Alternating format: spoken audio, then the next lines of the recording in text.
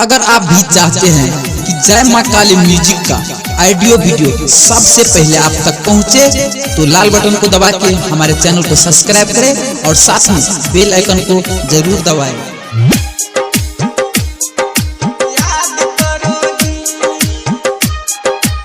अभी आप सुन रहे हैं जय मां काली म्यूजिक की शानदार प्रस्तुति।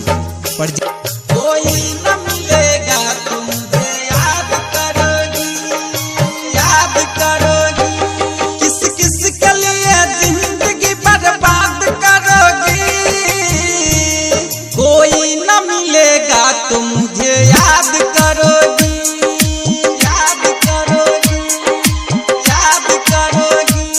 किस किस के लिए जिंदगी बर्बाद करोगी।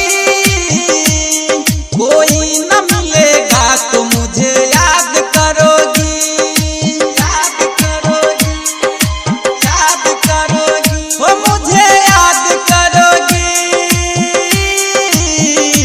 मुझे याद करोगी, याद करोगी। किस किस के लिए जिंदगी बर्बाद करोगी। कोई न मिलेगा तो मुझे याद करोगी, याद करोगी।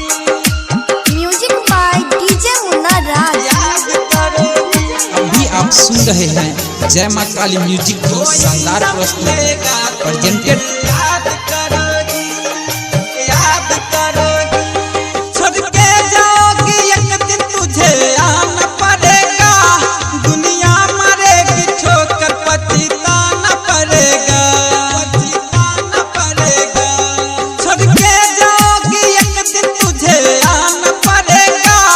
दुनिया मरेगी ठोकर पछताना पड़ेगा।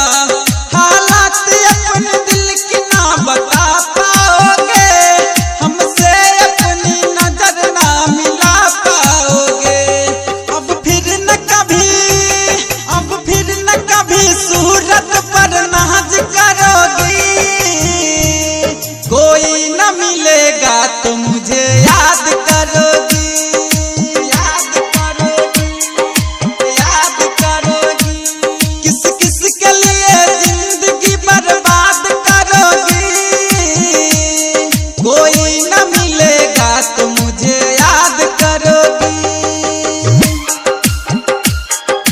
याद करोगी, म्यूजिक बाय डीजे मुन्ना राज। याद करोगी। अभी आप सुन रहे हैं जय मां काली म्यूजिक की शानदार प्रस्तुति प्रेजेंटेड बाय जय मां काली म्यूजिक। माना कि तुम्हें रब ने है फुर्सत से बनाया।